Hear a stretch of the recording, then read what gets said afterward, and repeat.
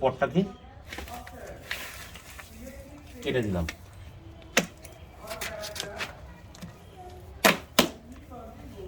কেটে ফাটিয়ে দিলাম।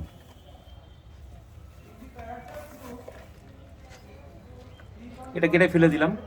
তো এবার এটা নিলাম আমি। এবার এই যে মাটিটা আছে রুটের মাটিটা হালকা করে আপনারা এরকমভাবে একটু ভেঙে দেবেন, যাতে ও স্প্রেড করতে ওর সুবিধা হয়।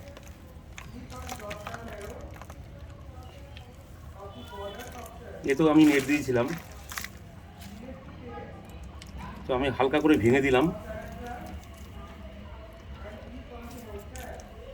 আর এই জায়গাটা একটুখানি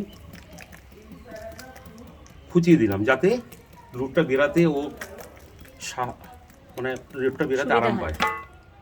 তো এবার আমি প্রথমে গাছটাকে দেখে নিতে হবে সোজা আছে কিনা,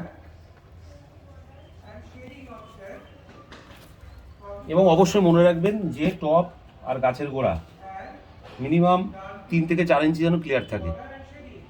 এটা কিন্তু আপনাদের মাথায় রাখতে হবে, অত পরে প্রবলেমে পড়ে যাবেন। তো আমি এটা সোজা দেখলাম। এবার আমি এই মাটিটাকে সাইড দিক দিয়ে অল্প অল্প করে দিতে থাকলাম। আর এইটা আমার যন্ত্র, এটা দিয়ে আমি গোড়াগুলোকে ঠেসে দিলাম, যাতে ও কম্প্যাক্ট ভাবে বসে থাকে।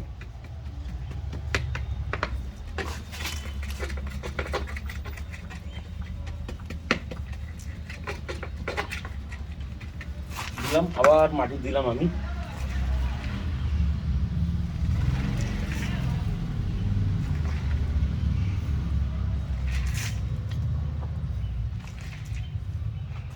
আবার করলাম একটা সাইড।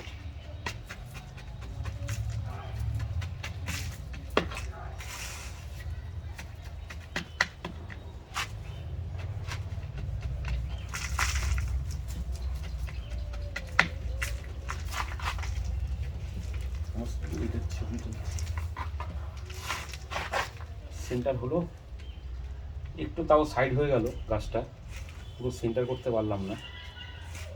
এত অসুবিধা নেই, গাছটা মোটা হবে তো।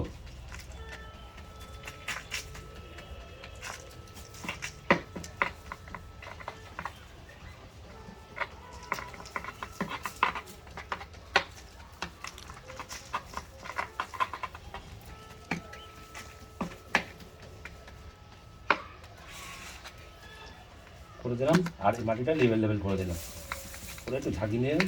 আর এই যে মরা পাতাগুলো, যেগুলোর হলুদ হয়ে গেছে পাতা, এগুলো একটু কষ্ট করে আপনাকে ফেলে দিতে হবে। প্রতিদিন গাছকে পরিষ্কার রাখবেন, তাহলে গাছ তার ফলনটা খুব ভালোভাবে দিতে পারবে। কিন্তু গাছকে সবসময় প্রতিদিন পরিষ্কার রাখতে হবে, ধুলো বালি ময়লা টয়লা যাতে না লাগে গাছে। আজকে এই পর্যন্ত, ধন্যবাদ সবাইকে, আবার দেখা হবে নেক্সট ভিডিওতে। Bye bye.